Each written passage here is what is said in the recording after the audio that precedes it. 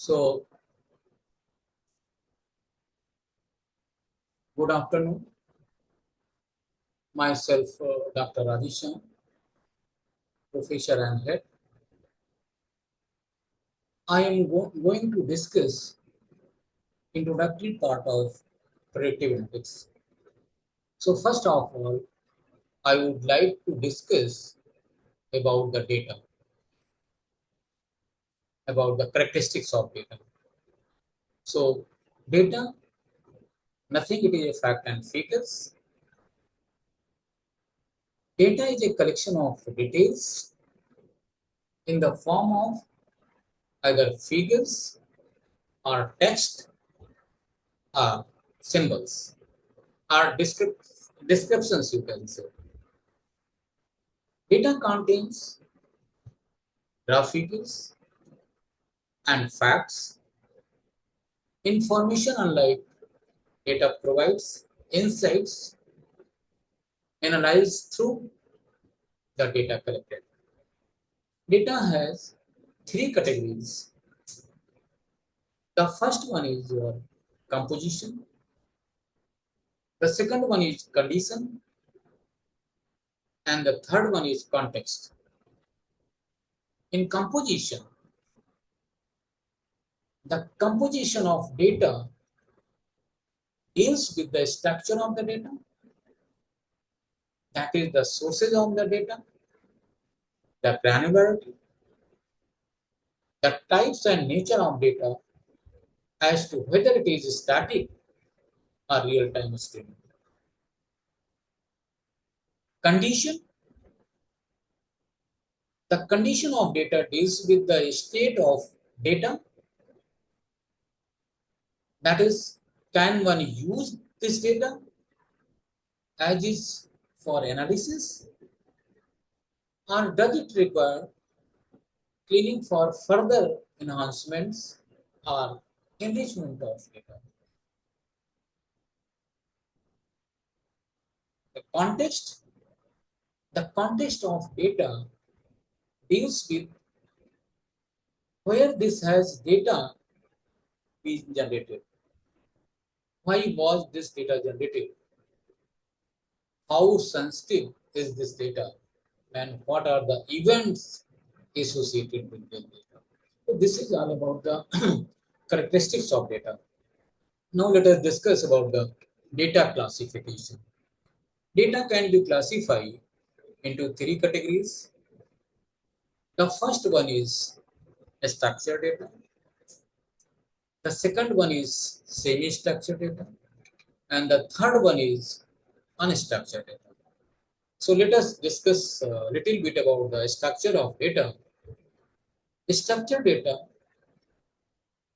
normally found in traditional databases like SQL or others, where data are organized into tables based on the defined business rules.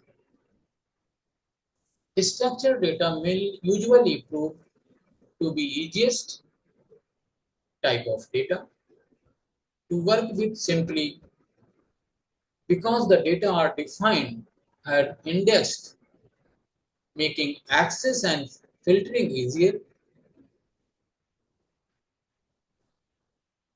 Structured data, including the databases, the spreadsheets, the online transaction processing systems, etc. Semi-structured data falls between structured and unstructured data. Semi-structured data do not have a formal structure like a database with the tables and relationships. However, unlike unstructured data, semi-structured data have tags or other markers to separate the elements and provide a hierarchy of records and fields which define the data. Semi-structured data includes XML files, JSON files, and emails, XML extensive markup language, and JSON yani JavaScript object notations, etc. The third one, unstructured data. Unstructured data, in contrast, normally have no business intelligence behind them. Unstructured data are not organized into tables or cannot be natively used by applications or interpreted by a database. A good example of unstructured data would be a collection of binary image files. Unstructured data includes memos, chat rooms, PowerPoint presentation, images, videos, letters, researches, white papers, and body of and emails. So this is all about the type of classification, the classification of data. Now come to the another small topic, that is introduction to big data platforms. Big data platforms refers to the software technologies that are designed to manage and process large volume of data, often in real time or near real time. These platforms are typically used by business and organizations that generate or collect massive amount of data, such as social media companies, financial institutions, and healthcare providers. There are several key components of big data platforms, including data storage. Big data platforms provide large scale data storage capabilities, often utilizing distributed file systems or NoSQL databases to accommodate large amount of data. The second one, data processing. Big data platforms offer powerful data processing capabilities, often utilizing parallel processing, distributed processing, and real-time streaming processing to analyze and transform data. Next one is data analytics.